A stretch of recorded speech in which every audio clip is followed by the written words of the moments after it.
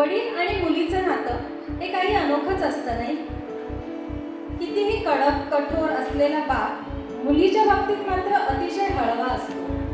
तसेच आमचे पप्पा शिवराम गायकर या नावातच भगवान शिव आणि भगवान राम यांचे एकत्रीकरण असा होतो आणि प्रत्यक्ष जीवनात देखील ॲडव्होकेट शिवराम गायकर हे नावाप्रमाणेच त्यांचे आचरण करत आहेत. या अमृत महोत्सवी सोहळ्यानिमित्त माझे पप्पा ॲडव्होकेट शिवराम जानू गायकर यांना शतायुषी जीवन लाभो अशी मी ईश्वरचरणी प्रार्थना करतो.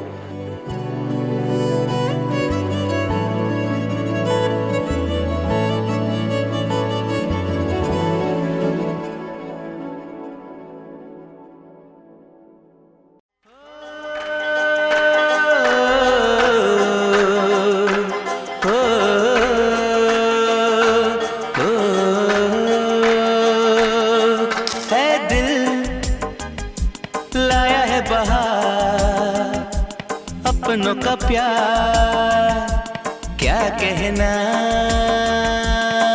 मिले हम छलक उठा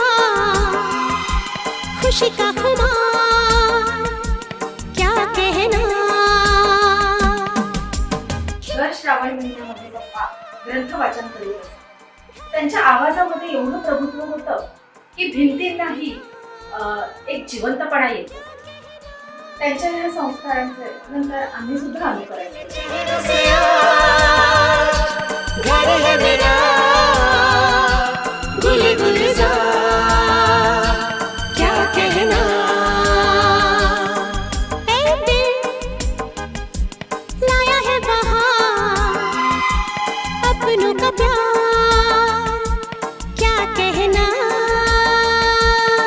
मिले हम छलक उठा खुशी का खुमार क्या कहना.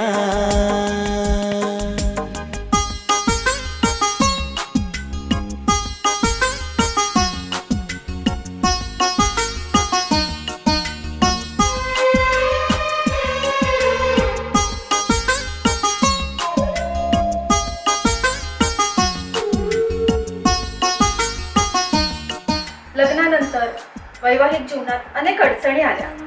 प्रत्येक अडचणीमध्ये पप्पांनी मला खूप सपोर्ट केला. त्यानंतर रिद्धीचा जन्म, कडक आणि शिस्तप्रिय वडिलांमध्ये जन्म एका प्रेमळ स्वतःला हार्टचा स्ट्रोक येऊनही रिद्धीसोबत ते खूप खेळत असत. तिच्यासोबत बेडूक उड्या मारणे, कांगारू उड्या मारणे अशा सगळ्या गोष्टी ते करत. खिले खिले चेहरे से आज घर है मेरा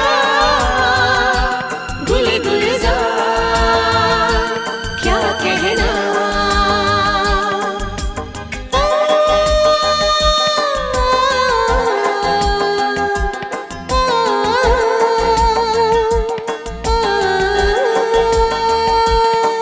ऐ दिल लाया है बहार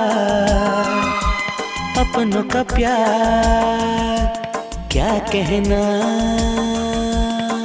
मिले हम छलक उठा. आयुष्यभर छान साथ दिली आणि मला प्रोत्साहन दिलं पुढे जाण्यासाठी प्रत्येक गोष्टी. त्यामुळे थँक्यू. आणि मी सुद्धा त्याचमुळे तर सगळं हे यशस्वी करू शकतो. मुलांचं शिक्षण हे सगळं त्यांच्याकडे सगळी जबाबदारी जी त्यांची होती ती घेतली. त्याच्यामुळे मी जरा मोकळेपणाने काही प्रगती करू शकतो.